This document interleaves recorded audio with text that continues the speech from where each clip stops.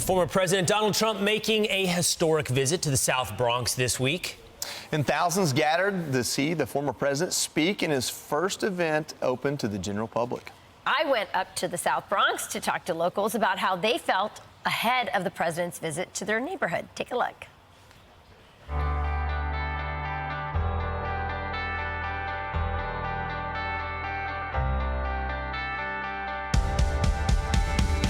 I think that's amazing. I think it's epic. It's the best thing ever. Alexandra Ocasio-Cortez, she said that it's embarrassing that he's coming to the South Bronx. What do you say to that? I say, what's so embarrassing about it? I mean, this is our everyday life over here. Him coming here is gonna bring light to the hood. He's showing his face, so that means that he's trying to make a change for the people of New York and for the South Bronx. Necesitamos apoyo para las mujeres que quieren trabajar. She says, I think it's great that he's coming here. We need that kind of support. We need some protection. Women here don't feel safe walking, going to work. Was life in the Bronx better under Donald Trump or under Joe Biden? It was better under Donald Trump. Trump is for the little man. He's not for the, the millionaires and whatnot. He's a self-made man. Donald Trump did more and helped out the community more than Joe Biden. While Trump was in office, yeah, it was good. Now it's a mess. Should Joe Biden come? Sleepy Joe, Sleepy Joe. Sleepy Joe gotta wake up if he wanna come. ¿Tú quieres que el presidente Biden también venga? Do you want President Biden to also come? Claro que vengan todos, vengan Yes, todos. all of them should come so they can see. It's so sad to say it. Like I said, I've been here for 30 years, and I've never seen him like this, the way it is today. I think we need a lot of help in this neighborhood. I think it's a lot of poverty. Everybody needs help. People need housing. Instead of giving migrants and everybody that's coming from other countries help, we Americans, give us some help. El dinero, mayormente a los inmigrantes. They're giving all the money to the immigrants. No está mal, pero que I'm not against that. no. Lo que pasa es que están cortando lo nuestro acá. The problem is they're cutting our stuff. A lot of people just want to make a change, but you don't want to go out there and vote. And so you think that Donald Trump coming to the South Bronx might motivate more people to vote for him? I'm a supporter. I think, yeah. We need to put our support behind Trump. Everybody wants Trump to win. Trump was the best thing that happened to New York. He defended us during COVID. Could Donald Trump actually win the Bronx? I don't know, but I'm doing a lot of praying.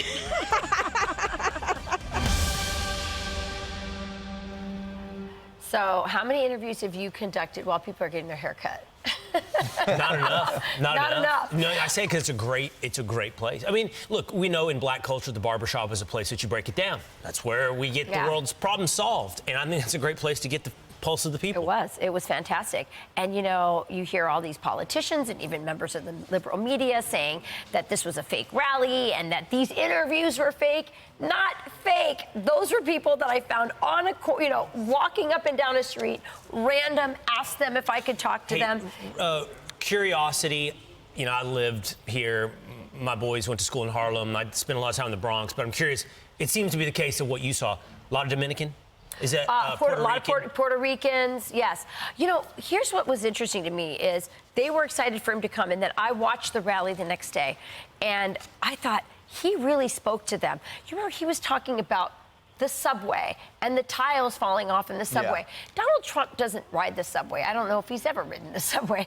He's a rich guy. He's an elite, but he's not an elitist. He cares about the city, and he wants the people in the Bronx to be as proud and happy about New York as people in the Upper East Side. And that's the message that I think he did deliver. I think it was resonating. And all these naysayers that you see, all these people calling it a circus and calling these people fake or clowns, I'm sorry, Democrats are nervous right now.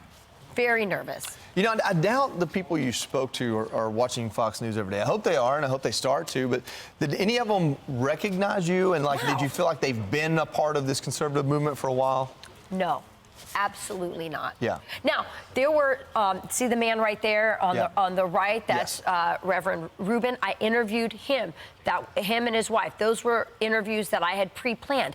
But all the other interviews you saw were people that I found on the street. And you could see on the internet, the Democrats are getting nervous at a clip that I did. I went to the South Bronx. I'm so glad I went because they were trying to scare Donald Trump and say you're not welcome. They were trying to say that this was fake. And that's a sign of a campaign that's very nervous. I'm Steve Ducey. I'm Brian Kilmeade. And I'm Ainsley Earhart. And click here to subscribe to the Fox News YouTube page to catch our hottest interviews and most compelling analysis.